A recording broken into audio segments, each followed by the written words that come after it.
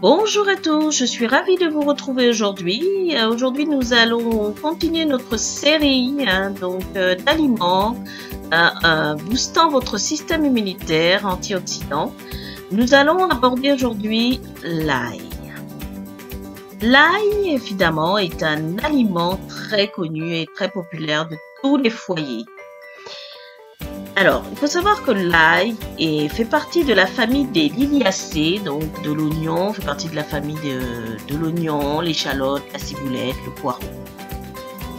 L'ail est composé de vitamines A, B, C et E, de molécules antibiotiques. C'est un antiseptique, un anti-inflammatoire et un anti-cholestérol. Je vais vous demander de rester jusqu'à la fin de cette vidéo car je vous ai réservé un bonus sur l'usage de l'ail. Alors, l'ail est un anti-inflammatoire, anti-cholestérol, un antioxydant, un anti-allergique et même un aphrodisiaque. Et oui. L'ail est consommé depuis plus de 5000 ans par toutes les sociétés au monde.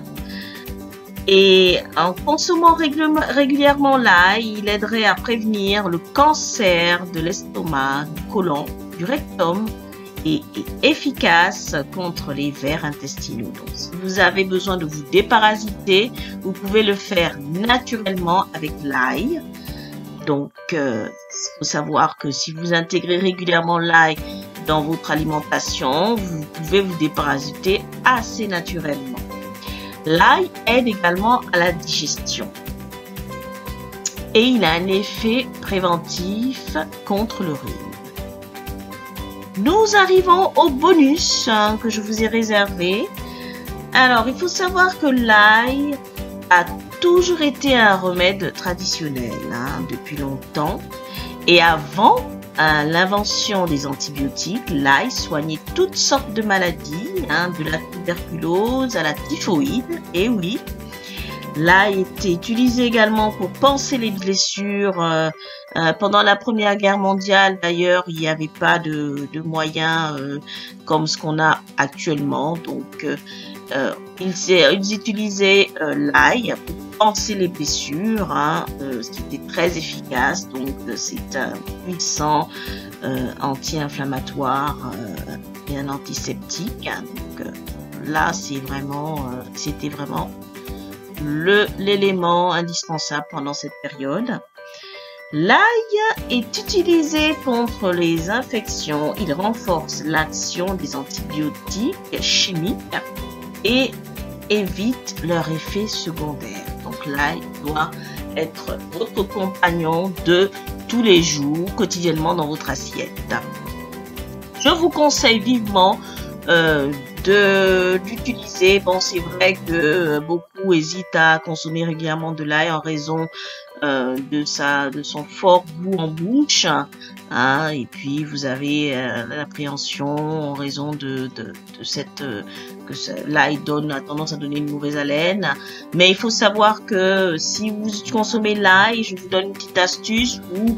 N'hésitez pas à croquer une petite gousse de persil derrière, ça va casser complètement cette odeur forte en bouche. Et si vous hésitez à le consommer cru, vous pouvez aussi le cuisiner, c'est-à-dire vous pouvez le faire bouillir aussi et puis l'intégrer dans votre alimentation.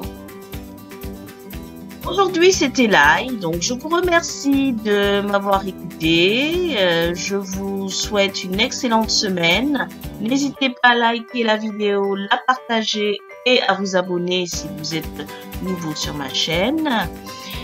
Je vous remercie encore de me suivre. Vous êtes de plus en plus nombreux et je suis ravie toujours de vous partager mes astuces, mes conseils en santé.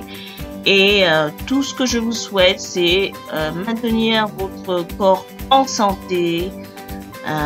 Et voilà, donc c'est ce qu'on a de notre bien le plus précieux, comme on dit, c'est la santé. Je vous remercie et je vous souhaite plein de bonnes choses. Restez connectés et à très bientôt pour une prochaine vidéo. Au revoir.